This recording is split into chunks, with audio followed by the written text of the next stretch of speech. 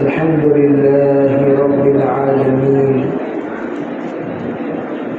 والصلاة والسلام على سيد الأنبياء والمرسلين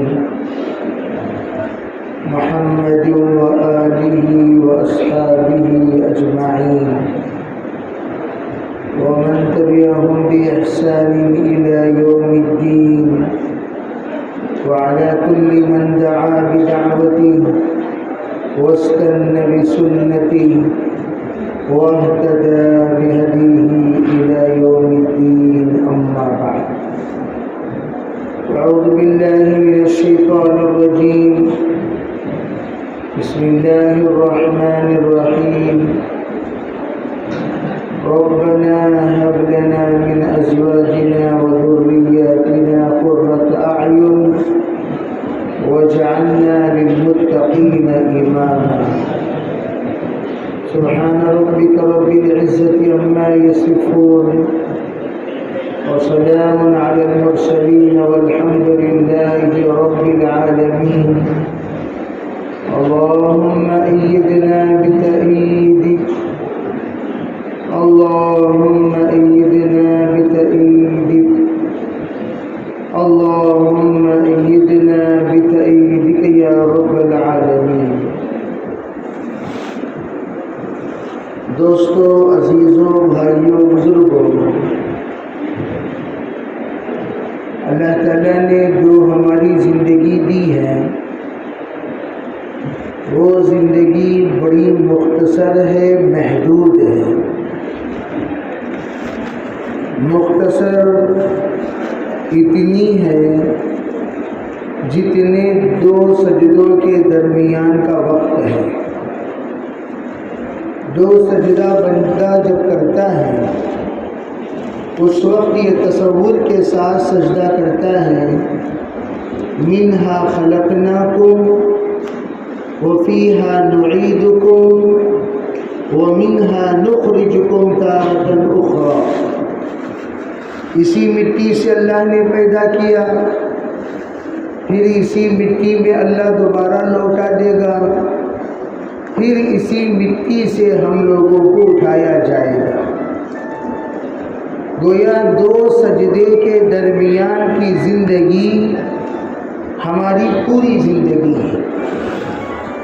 اسی لیے ہمارے اسلاف کہتے ہیں زندگی کو کبھی ہم لوگ دائمی نہ سمجھیں، اور جو بچہ، جو انسان، جو شخص زندگی کو دائمی سمجھتا ہے تو اس کے تمام محنتیں دائمی تصور کے ساتھ لگتی ہیں. وہ جو بھی کام کرے گا دائمی تصور کے ساتھ، عمارت بنائے گا دائمی تصور کے ساتھ، کپڑا خریدے گا دائمی تصور کے ساتھ، چیزیں کی خریداری ہوگی دائمی تصور کے ساتھ، کسی کے ساتھ معاملہ ہوگا تو دائمی تصور کے ساتھ.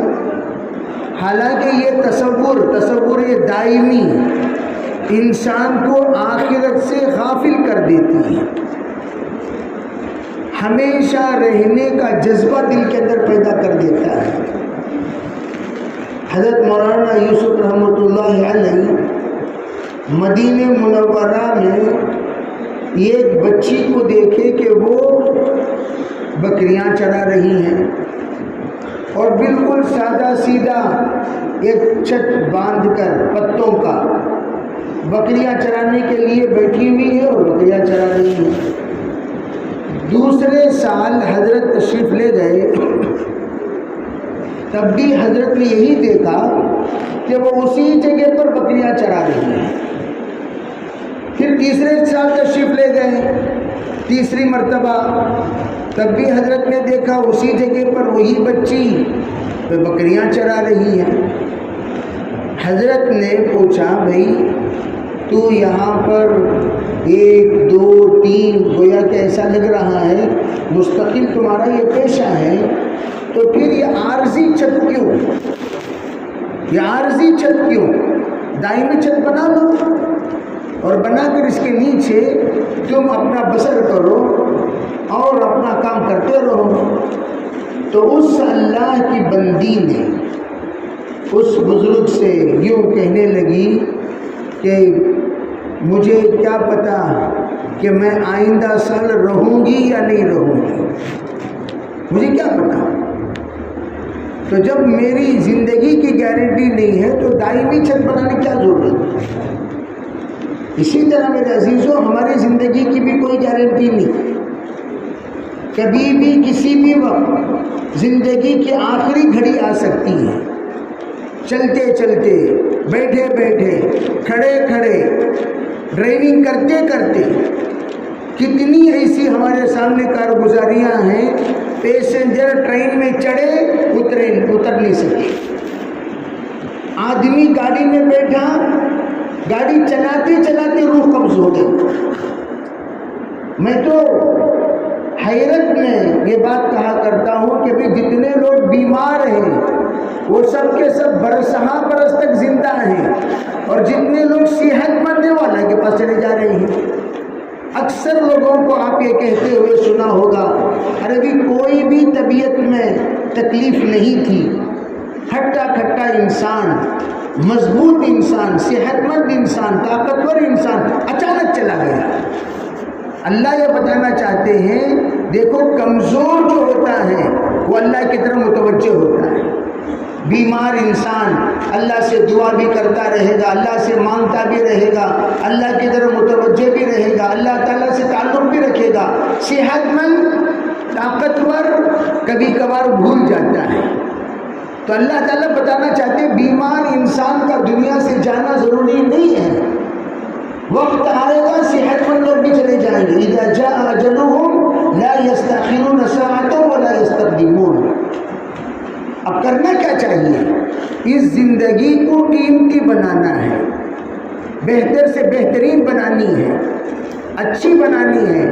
دنیا والے دنیا میں بہت سارے گزر گئے لیکن آج ان کا نام و نشان نہیں ہے، لیکن آخرت کے لیے جنہوں نے زندگی گزار کر گئے آج بھی ان کے خاندانوں میں نام ہے، پریوار میں نام ہے، علاقوں میں نام ہے، ان کے تمام متعلقین میں نام ہے۔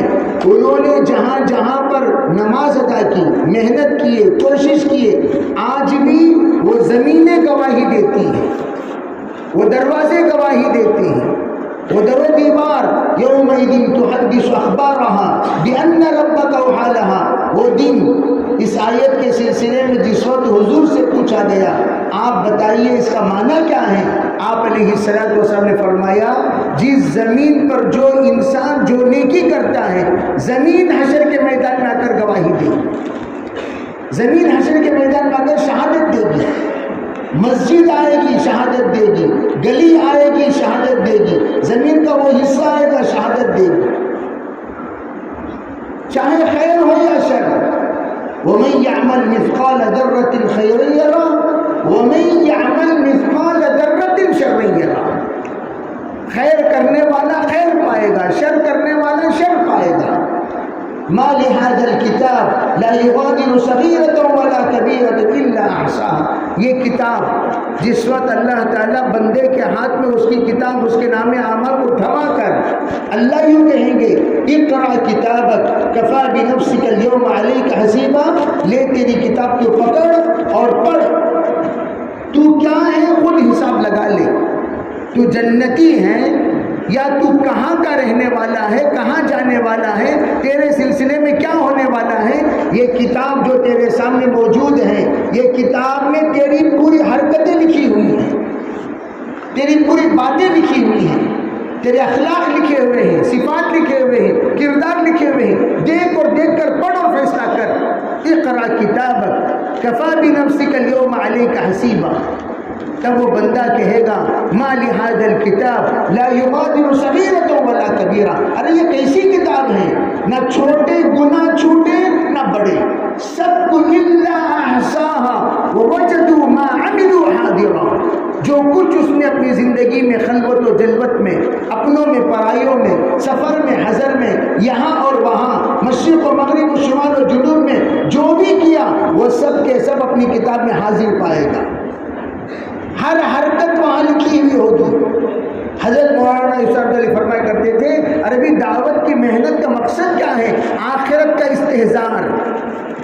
دعوت کی محنت کا مقصد بھیڑ جمانا نہیں ہے. دعوت کی محنت کا مقصد ہم اپنے آپ کو مشہور کرنا، شہرت یافتہ ہونا، آدمی کو پاپولر ہونا، یہ نہیں ہے، بلکہ مقصد صرف اور صرف یہ ہے کہ وہ آخرت والا بن جائے. ما يلفظ من قول الا لديه رقیب عتید. زبان سے کوئی جملہ نکلنے سے پہلے وہ سوچے کہ اس کا اللہ کے پاس کیا گرفت ہوگا. پہلے تول بعد میں بول، پہلے تول بعد میں بول. اس کے دو معنی ہیں. ایک تو یہ ہے بولنے سے پہلے یہ تول لو کہ یہ بول کا انجام کیا ہوگا، خیر ہوگا یا شر. قل الخیر، آپ نے کہا کہنا ہو تو صحیح بات، اچھی بات، نیکی بات کہا کرو، ورنہ چپ رہو بس. من سکت سلیما ومن سلم نجا. چپ رہ گیا سلامتی کے ساتھ رہ گیا، اور جو سلامتی پا لیا وہ نجات پا لیا. چپ رہنا، یہ زبان کو قابو کر لینا بہت بڑی عبادت ہے. اور دوسرا مطلب کیا ہے؟ پہلے تول. کیا مطلب؟ یہ بول اللہ تعالیٰ تول میں جب تولے گا، دونوں پلڑے میں سے کون سے پلڑے میں رکھے گا؟ خیر والا پلڑے میں رکھے گا یا شر والے پلڑے میں رکھے گا؟ بعد میں بول، پھر بولو. بولنا منع نہیں ہے، بولو، لیکن پہلے تولو کہ یہ تول میزان میں. وَنَضَعُ الْمَوَازِينَ الْقِسْطِ يَوْمَ الْقِيَامَةِ. اللہ تعالیٰ ترازو رکھیں گے اور ترازو میں تولیں گے ہماری باتوں کو، ہمارے اخلاق کو اللہ تولیں گے، ہماری زندگی کو اللہ تولیں گے. بعض کی زندگی بڑی قیمتی. ارے بھائی آپ حضرات تشریف لائے ہیں، آپ حضرات کی تشریف آوری کون کون کتنی قربانی کے ساتھ آیا وہ اللہ جانے. ہر ایک وقت دے رہا ہے، لیکن دینے والے کتنی قربانی سے وقت دے رہے ہیں اس وقت کو اللہ تولے گا، گنے گا نہیں. آپ کا بھی ایک گھنٹہ ہے، میرا بھی ایک گھنٹہ ہے، ان کا بھی ایک گھنٹہ ہے، ان کا بھی ایک گھنٹہ ہے. سب کے گھنٹے ایک تول کے نہیں ہوتے. کسی کا ایک گھنٹہ ہمارے ایک سال کے برابر، کسی کا ایک گھنٹہ ہمارے ایک مہینے کے برابر، کسی کا ایک گھنٹہ ہمارے ایک دن کے برابر، کسی کا ایک گھنٹہ ہماری پوری زندگی کے برابر. ہر ایک کا گھنٹہ نہیں ہوتا. ہر ایک کی گھنٹے کی قیمت الگ الگ ہوتی ہے، وزن الگ الگ ہوتا ہے. ہر ایک کی بول کی قیمت الگ الگ ہوتی ہے، وزن الگ الگ ہوتا ہے. تو ہم اپنے اوقات کو، اپنی زندگی کو قیمتی بنائیں. اسی کے لیے دعوت کی محنت. دعوت کی محنت کا مقصد کیا ہے کہ ہر ایک اپنی فکر کرے. بس آسان ترتیب ہے. ارے بھائی قبر کے 3 سوالات، حشر کے 5 سوالات کی تیاری کا نام دعوت ہے. دعوت کس کو کہتے ہیں؟ لمبی چوڑی نہیں بات نہیں ہے. جمیع ما جاء به النبی صلی اللہ علیہ وسلم، سرکار جو کچھ لے کر آئے وہ سب میری زندگی میں آ جائے، بس اس کا نام دعوت ہے. کیا کیا لے آئے حضور؟ معاشرہ لائے، معاملات لائے، اخلاق لائے، ایمانیات لائے، عبادات لائے. جو کچھ حضور لے آئے اللہ کے طرف سے وہ سب میری زندگی میں آ جائے. جمیع ما جاء به النبی صلی اللہ علیہ وسلم، یہ میری زندگی میں آ جائے، یہ ہے دعوت کی محنت. اب کتنی فیصد کیا آئی ہیں وہ میں جانتا ہوں، میرا اللہ جانتا ہے. اور جس کے پاس جتنی فیصد دین ہے اتنی فیصد وہ کامیاب ہے. 5% دین ہے 5% کامیاب، 10% دین ہے 10% کامیاب، 20% دین ہے 20% کامیاب. اللہ کہتے ہیں بس آپ لوگ 51% لا لو، بس 100% تو نہیں لا سکتے. وَمَنْ ثَقُلَتْ مَوَازِينُهُ فَهُوَ فِي عِيشَةٍ رَاضِيَةٍ. کسی کا وزن، کسی کا پلڑا بھاری ہو گیا تو اس کی عیش و آرام والی زندگی کے اللہ فیصلہ کر دیں گے. اس کے لیے کرنا کیا چاہیے؟ 51.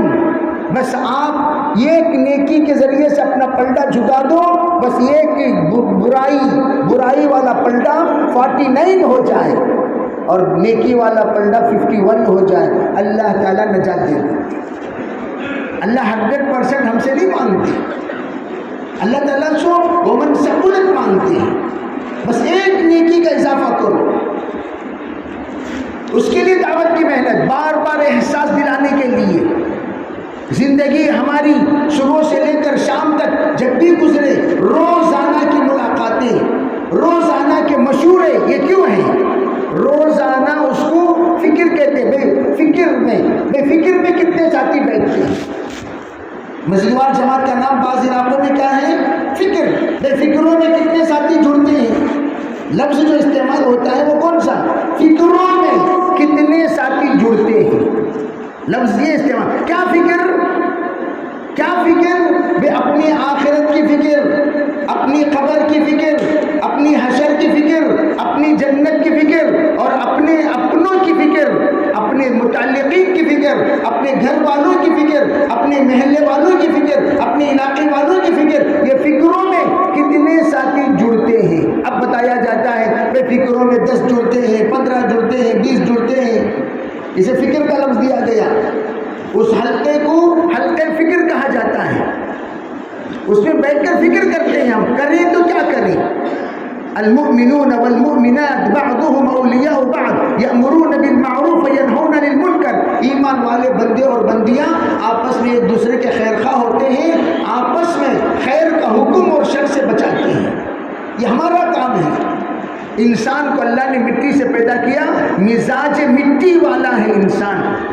مٹی پر محنت کرو گے، چمن بن جائے، باغ بن جائے، گلستان بن جائے، بوستان بن جائے، پارک بن جائے، بہترین نظر کے لیے سکون کا سبب بن جائے۔ اسی کو چھوڑ دو تو پھر جنگل بن جائے، بیاباں بن جائے۔ اسی کو چھوڑ دو کیڑے مکوڑوں کا گھر بن جائے۔ اسی کو چھوڑ دو سانپ کا بسیرا ہو جائے۔ اسی کو چھوڑ دو چلنا مشکل ہو جائے۔ ارے زمین ہی تو ہے، لیکن فرق کیا ہے؟ یہاں پر آپ نے چمن بنا دیا جہاں پر جا کر بیٹھنے کو من چاہتا ہے، اور محنت کرنا چھوڑنے پر جنگل بن گئے، اور ایسے خطرناک موذی جانوروں کا بسیرا ہو گیا، وہاں قدم رکھنا مشکل ہے۔ اسی طرح انسان پر محنت ایسی ہو کہ ہمارے ساتھ بیٹھنے میں لوگ سعادت محسوس کریں۔ بیٹھے ان کے ساتھ بیٹھو، خیر الجلساء ہیں، بہترین ہم نشیں ہیں یہ، ان کے ساتھ بیٹھو، ان کے ساتھ بیٹھیں گے تو خوشبودار انسان کے ساتھ بیٹھے جیسا ان سے خوشبو کم از کم مہکتی رہے گی تو ہم اس سے محظوظ ہوں گے۔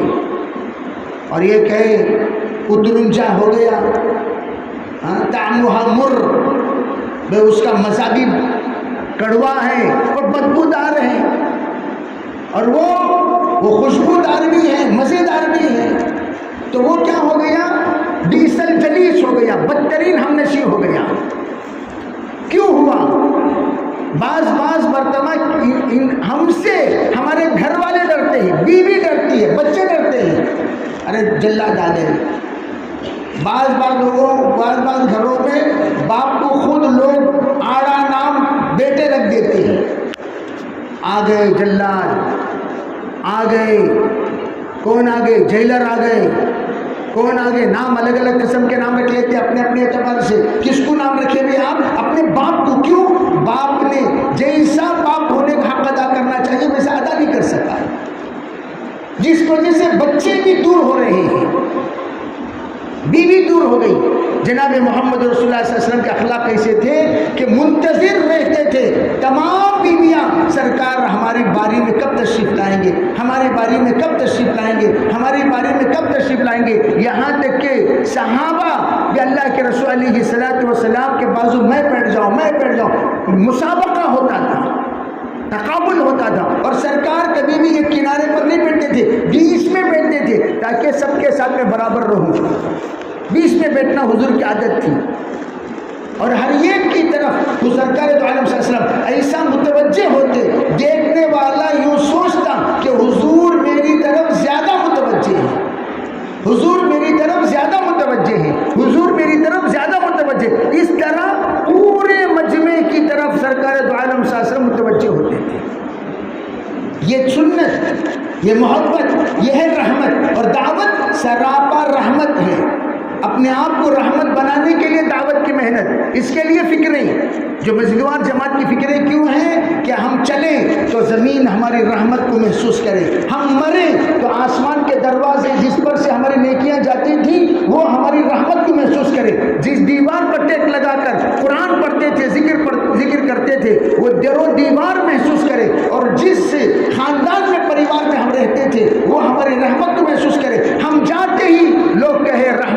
اللہ علیہ چلے گئے، رحمت اللہ علیہ کا رخصت ہو گیا، نام لینے کے ساتھ رحمت اللہ علیہ دل سے دعا نکلے۔ جیسے آج بھی ہم اولیاء کا نام جب لیتے ہیں تو کیا کہتے ہیں؟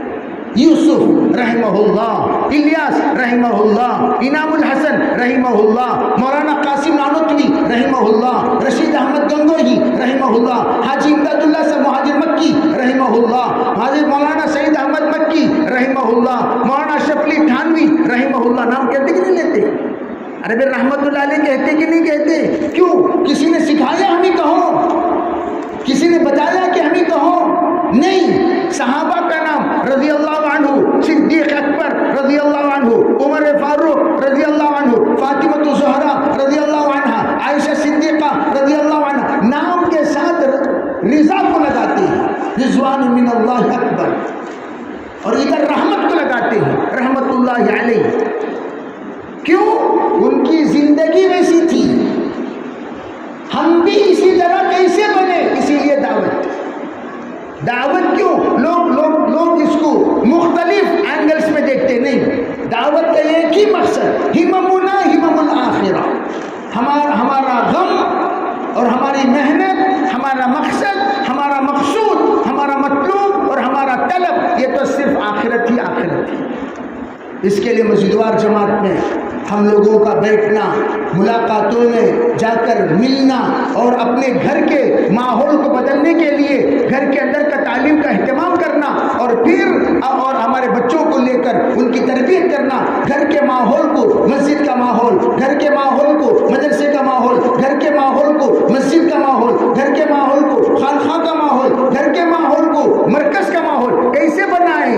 وہ اس وقت جب نماز کا وقت آئے سب نماز پڑھنے والے، ذکر کا وقت آئے سب ذکر کرنے والے، تعلیم کا وقت آئے سب تعلیم والے، تشکیل کا وقت آئے سب تشکیل والے۔ اس طریقے کا ماحول گھر کا رہے گا، گھر سکون کا مرکز بن جائے گا، لتسکنوا الیہا۔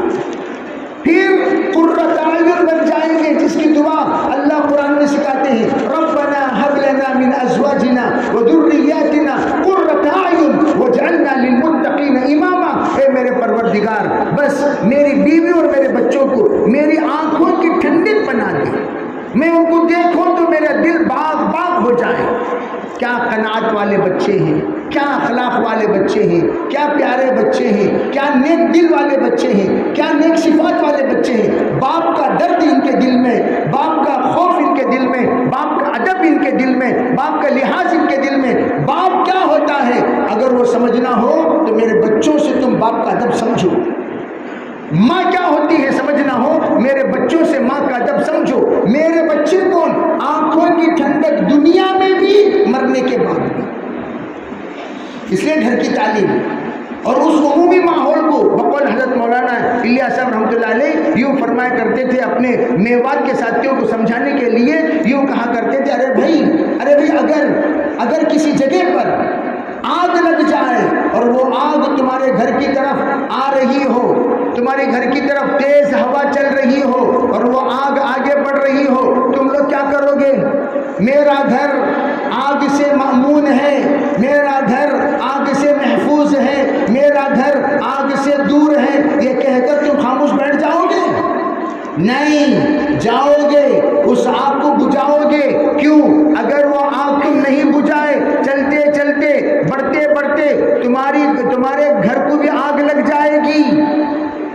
اس لیے کریں تو کیا کریں؟ دور جو آگ آپ کے گھر کی طرف آ رہی ہے اسے فوراً روکو۔ اسی طرح حضرت نے فرمایا، بے دینی کی آگ عالم میں لگی ہوئی ہے، وہ آگے بڑھ رہی ہے، چلتے چلتے تمہارے گھر کو بھی لگ جائے گی۔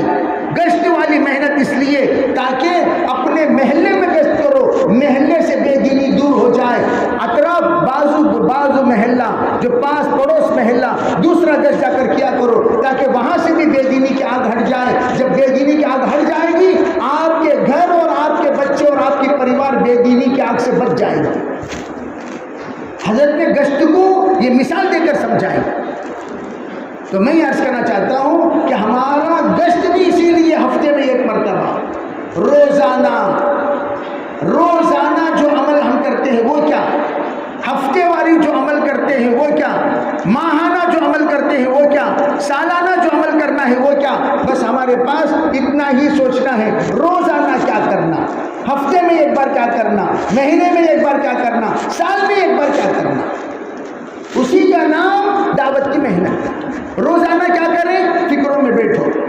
فکرے میں کتنی دیر بیٹھیں؟ بس 5 منٹ، 5 سے 10، وہ فکروں میں بیٹھنا 5 منٹ بیٹھنا ہے۔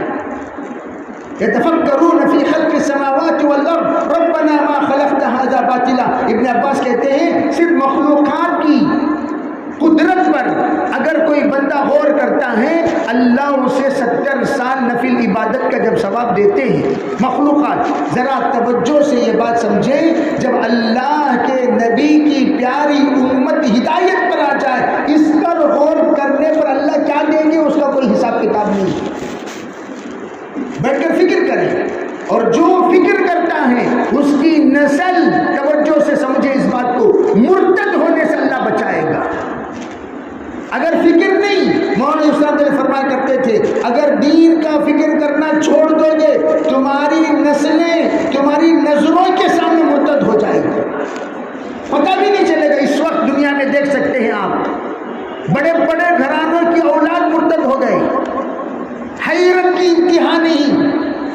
آپ لوگ اس سلسلے میں جانتے ہیں پورے عالم کی خبریں کیسے؟ میں نیشاپور گیا تھا، نیشاپور امام مسلم کی پیدائش کی جگہ، وہاں پر امام مسلم کا خاندان میں ایک فرد بھی مسلمان نہیں ہے۔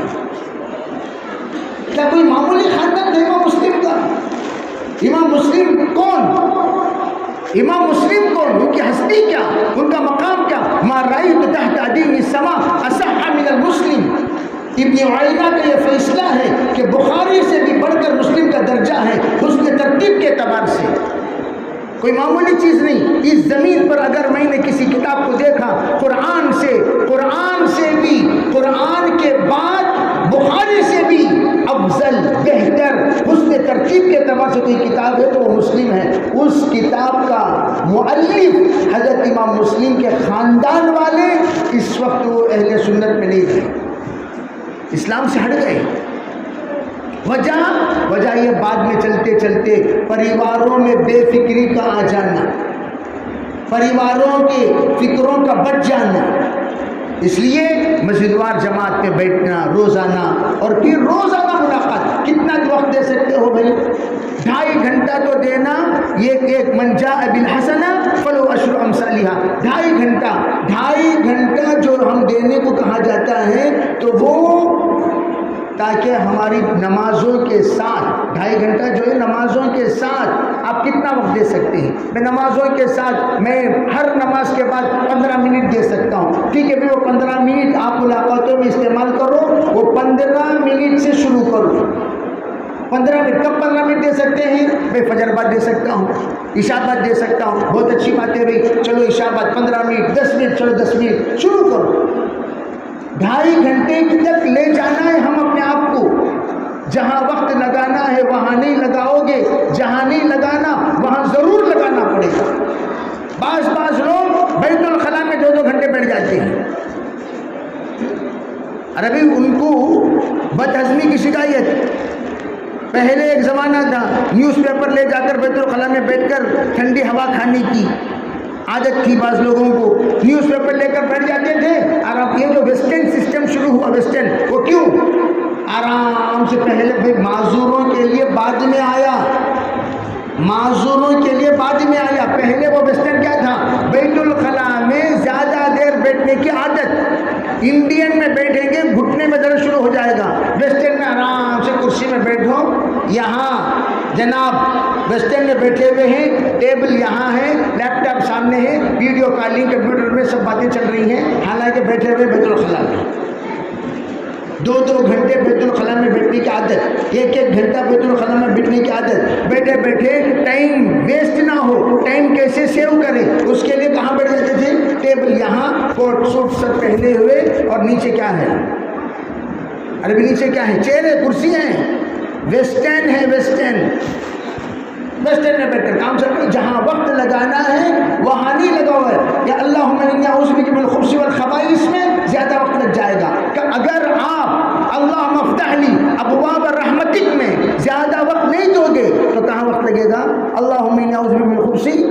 الخبائث پہ زیادہ وقت لگے گا. جہاں خرچ کرنا ہے، مولانا عبید اللہ صاحب رحمۃ اللہ علیہ کا قول ہے یہ، جہاں خرچ کرنا ہے وہاں نہیں کرو گے، جہاں نہیں کرنا وہاں کرنا پڑے گا. تو ہمیں کرنا کیا چاہیے؟ زیادہ سے زیادہ وقت ہم ملاقاتوں میں دھیرے دھیرے بڑھائیں، دھیرے دھیرے بڑھائیں. تو ہمارے عزائم کی اس وقت مجلسیں ہوں گی تو ان مجلسوں میں پہلا مسجد وار جماعت میں بیٹھنے کے بارے میں ہر ساتھی ارادہ کریں گے نا بھی انشاءاللہ. اور اسی طرح ملاقاتوں کی ترتیب بنے گی، ملاقاتوں کا ارادہ کریں. اور اس کے ساتھ آپ سے یہ پوچھا جائے گا، ہاں بھی بتاؤ گشتوں میں ساتھ دیں گے، ہفتے میں یہ تعلیم میں بیٹھنا، روزانہ 3 کام بیٹھنے کے، یہ کام فکروں میں بیٹھنا، تعلیم میں بیٹھنا. کیوں میں بیٹھنا مشکل ہے؟ ارے بھائی بیٹھنا مشکل ہے آسان ہے؟ ارے بولو بھائی بیٹھنا مشکل ہے آسان ہے؟ آسان. چلنا، واکنگ تو صحت کے لیے بہت مفید ہے. تو 15 منٹ واکنگ میں رہو، 15 منٹ ٹاکنگ میں رہو، ٹاکنگ واکنگ، جانا ٹاک کرنا، جانا ٹاک کرنا. ٹاکنگ بھی ہماری عادت ہے، واکنگ بھی ہماری عادت ہے. گشتوں میں چلو، بعض لوگ چل چل کے سست ہو جاتے ہیں. واکنگ صحت کے لیے اچھی چیز ہے، لیکن یہاں چلو. کہاں جا رہے ہیں؟ واکنگ میں جا رہا ہوں. کہاں جا رہے ہیں؟ وہاں کوئی کے لیے جا رہے ہیں، ملاقات میں جا رہے ہیں. تو واکنگ جو آپ کر رہے ہیں، ہر قدم پر اللہ نیکی دیں گے، زمین شاہد بنے گی. پارکوں میں ہم واکنگ کرتے ہیں، ارے بھائی گلیوں میں واکنگ کرو. مالی ہذا الرسول یاکل الطعام ویمشی فی الاسواق. کیا ہو گیا اس رسول کو؟ کھانا کھا رہے ہیں اور بازاروں میں گھوم رہے ہیں. سرکار دو عالم صلی اللہ علیہ وسلم کا بازاروں میں گھومنا پرچیسنگ کے لیے نہیں ہوتا تھا، ملاقاتوں کے لیے ہوتا تھا. آج کل بھائی ہماری جو ملاقات پرچیسنگ کے لیے تو خوب دور دور جاتے ہیں، تو ہم اب ملاقاتوں میں جائیں، واکنگ میں جائیں. اب ماشاء اللہ آپ کے یہاں تو اتار و چڑھاؤ تو ہے ہی، آپ جائیں، زمین حشر کے میدان میں گواہی دے گی، یا اللہ تیرے دین کی بات لے کر یہ بندہ مجھ پر سے چل کر فلاں بندے تک گیا. تو یہ ملاقاتیں ہماری، یہ واکنگ اور ٹاکنگ والی. پھر ہفتے میں ایک مرتبہ گشت ہوتا ہے. گشت کے معنی ہی چلنا پھرنا، ویکلی ونس چلنا پھرنا ہوتا ہے. وہ چلنا پھرنا بس عصر سے لے کر مغرب، کہیں مغرب سے لے کر عشاء تک آپ کا گشت ہوگا. تمام ساتھیوں کو ہم بلا کر لائیں گے مسجد، اور مسجد میں لا کر دین کی بات کریں گے، فکر کی بات کریں گے، آخرت کی بات کریں گے. یہ چوتھا کام ہے. 5واں کام، مہینے میں ایک مرتبہ 27 دن ویکینڈز میں، ہفتہ اتوار تو ہمیں چھٹی ہے ہی، اس میں 1 دن کا چھٹی کا اضافہ، جمعے کے دن چھٹی کا اضافہ کر لیے، یا جو آپ کے یہاں ترتیب ہے اس ترتیب کے مطابق 1 دن چھٹی کا اضافہ کر لیے. تو آپ ہمیشہ مولانا عمر صاحب رحمۃ اللہ علیہ فرمایا کرتے تھے، ارے بھی بعض چیزیں تشکیل کر کے نہیں آتی. جیسے بیماری نہ خرچ متعین ہے نہ ٹائم متعین ہے. بخار آئے تو کوئی بخار کو پوچھے گا بھئی آپ کا خرچ کیا ہے؟ جناب بخار صاحب دامت برکاتہ ہوں، آپ کا خرچ کیا ہے اور آپ کتنے دن کے لیے تشریف لائے ہیں؟ کہ بھئی بخار سے پوچھے گا کوئی؟ دردوں سے پوچھے گا کتنے دن کے لیے تشریف لائے ہیں، کتنے خرچہ لے کر تشریف لائے ہیں. بعض درد، اتنا درد کہ زندگی بھر درد مند بنا کر چلے جاتے ہیں. لوگوں نے اسی لیے دوائیوں کا نام رکھا درد مند. کیوں؟ ذرا ہمدرد. آپ کا درد تقسیم کرنے کے والا کوئی نہیں، دوائی تقسیم کرے گی آپ کے دردوں. درد مند دوا کھاؤ، بس وہ آپ کے درد مندانہ خدمت کرتی رہے گی، ہے نا بھائی؟ تو ہمارے لیے درد کتنے گھنٹے کے لیے آ رہا ہے، کتنے دنوں کے لیے آ رہا ہے، کیا خرچ لے کر آ رہا ہے. بعض درد لاکھوں کا خرچہ کرا دیتے ہیں، لاکھوں کا خرچہ. درد ہے لیکن لاکھوں کا خرچہ ہو گیا. مولانا عمر صاحب رحمۃ اللہ فرمایا کرتے تھے، ارے بھائی یہ ان تمام دردوں کی تشکیل ہوتی ہے اور دردوں کے لیے ہم وقت دے دیتے ہیں، پیسہ بھی دے دیتے ہیں، لیکن اللہ کے راستے کے لیے ہم 3 دن ماہانہ یہ ترتیب بنا لے، انشاءاللہ ثم انشاءاللہ جو بندہ 3 دن اپنی زندگی کے لگاتا رہے گا، اللہ کی ذات سے امید ہے اللہ بقیہ اوقات صحت مند والے اوقات بنا دیں گے انشاءاللہ. سب نیت کریں گے بھائی انشاءاللہ؟ ارے بھائی سب نیت کریں گے. ابھی ہمارے حلقے بیٹھیں گے، ابھی ہم لوگ حلقوں میں بیٹھیں گے، حلقوں میں بیٹھ کر آپ ہم سب یہ 5 کام جو میں نے بتایا، ان 5 کاموں کے عزائم، ایک تو جیسے کہ میں نے کہا مسجد کی تعلیم ہوتی ہے، ایک تو مسجد وار جماعت کے عزائم کریں، اور نمبر 2 ملاقاتوں کے عزائم کریں، نمبر 3 اپنے یہاں اپنے مسجد کی تعلیم میں بیٹھنے کے عزائم، اور اپنے گھر میں تعلیم فضائل اعمال کی شروع کرنے کے عزائم کریں، پھر اس کے بعد ہفتے میں 1 مرتبہ 10 کے عزائم کریں، اور اس کے ساتھ مہینے میں 3 دن کے عزائم کریں۔ سب کریں گے انشاءاللہ؟ کون کون کریں گے؟ ماشاءاللہ بھئی ذرا اوپر، ایسا کو تو 1.5 دن کی ہو جائے گا اوپر یہ۔ اور اس کے ساتھ ایک اہم بات سنو، جیسے میں نے درمیان میں ایک اشارہ کیا کہ ہمارے عورتوں کے بارے میں، بچوں کے بارے میں فکر کرنے کی ذمہ داری بھی ہماری ہے۔ تو جیسا ماشاءاللہ ہم لوگ، یہ تو مردوں کا کام ہوا، اپنے عورتیں، میں ایک مرتبہ ایک مؤذن صاحب، گدری کا علاقہ ہے ہمارے آندھرا پردیش میں، وہاں ایک مؤذن صاحب ہے، ان کی بیگم 50 سال سے نماز پڑھ رہی ہے۔ ہم نے ایک مرتبہ جیسے جماعتیں جاتی ہیں، ہماری جماعت بھی گئی، تو مؤذن صاحب کے محترمہ جو 50 سالہ نمازی ہے، اسے بھی بٹھا کر ہم قرآن پاک کے حلقے میں بیٹھ کر سورہ فاتحہ کا مذاکرہ کیے۔ تو اس اللہ کی بندی کو سورہ فاتحہ تو یاد ہے، لیکن اس میں کچھ غلطیاں تھیں، دیگر کوئی صورتیں یاد نہیں ہیں۔ 50 سال، اب اسے پوچھے 50 سال سے نمازی، عمر تو میرے خیال سے 65 سال ہو گئی ہوگی، تو اس سے پوچھا گیا آپا ذرا بتاؤ کہ آپ نماز کیسی پڑھتی ہو، 50 سال کی تو پرانی نمازی ہو۔ تو وہ کہنے لگی میں اللہ اکبر باندھ کر لا الہ الا اللہ 100 مرتبہ پڑھتی ہوں۔ کیا پڑھتی ہوں بولو بھائی؟ عربی کیا پڑھتی ہیں؟ لا الہ الا اللہ، لا الہ الا اللہ، لا الہ الا اللہ۔ کتنے بار پڑھتی ہے؟ رکوع میں جاتی ہوں، لمبی نماز پڑھتی تھی، لوگ خوش ہو جاتے ماشاءاللہ کیا خیرات کر لینا ہے، حالانکہ کیا پڑھ لیتے ہیں؟ ارے بولو کیا پڑھ رہے ہیں؟ لا الہ الا اللہ، رکوع میں سبحان اللہ، سجدے میں الحمدللہ، اور سجدے میں اللہ اکبر، نماز ختم۔ 20 مرتبہ یہاں، 21 مرتبہ سبحان اللہ الحمدللہ اللہ اکبر، اور قیام میں 100 مرتبہ لا الہ الا اللہ، نماز ختم۔ میں اکثر ہمارے ساتھیوں سے پوچھا کرتا ہوں، ایمان والے بھائیوں سے، شادی ہو کر اتنا سال ہوا ماشاءاللہ، کتنا سال ہوا؟ 20 سال، 30 سال، 40 سال، آج تک بیگم کو بٹھا کر ذرا سورہ فاتحہ پڑھو جی، بولے کیا؟ ابھی بولے ہیں، سنے ہیں کبھی ہم؟ کلمہ تک بھی نہیں سنے، کلمہ تک۔ ہماری بیوی کو ہم نے یہ نہیں کہا ذرا کلمہ پڑھو، اگر آپ کہو گے پڑھو، وہ نہیں پڑھے گی۔ کرنا کیا چاہیے؟ میرا کلمہ پہلے سنو، ان کو بنا دو معلمہ، ان کو بنا دو بڑی، آپ چھوٹے بن جاؤ، اور آپ کہیے بیگم میرا کلمہ سنو، لا الہ الا اللہ محمد، صحیح پڑھ رہا ہوں؟ کیسا پڑھنا چاہیے؟ ایک مرتبہ آپ بھی مجھے سمجھا دیجئے، سنا دیجئے، تو بیگم سنائے گی، تب پتہ چلے گا کہ اس کو کتنا آتا ہے کتنا نہیں آتا۔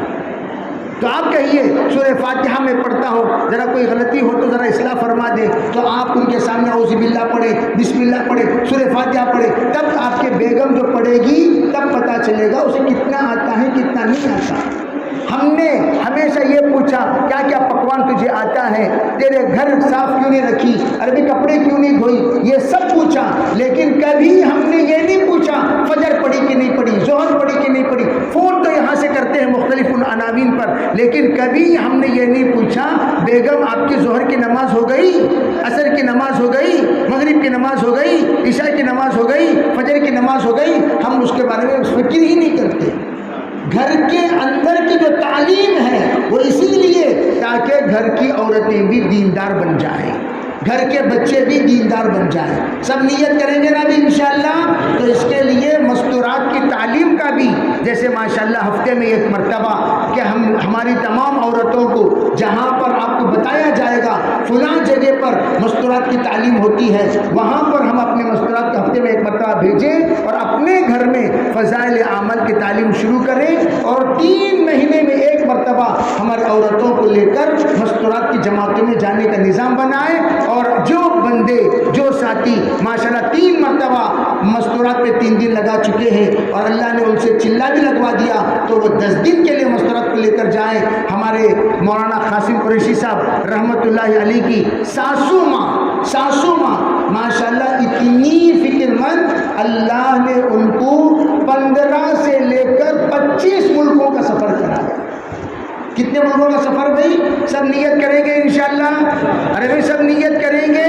اللہ تعالیٰ عمل کی توفیق عطا فرمائے. ابھی حلقہ لگایا جائے گا اور حلقے میں آپ حضرات کو بتائیں گے دائیں طرف ایک حلقہ, بائیں طرف ایک حلقہ, پھر پیچھے کے دائیں طرف ایک حلقہ ہے, پھر بائیں طرف ایک حلقہ, بیچ میں ایک حلقہ. انشاءاللہ جیسا بتائیں گے ویسا بٹھائیے. سب ایک طرف, سب ایک ساتھ کھڑے ہو جائے تو مشکل ہو جائے گا.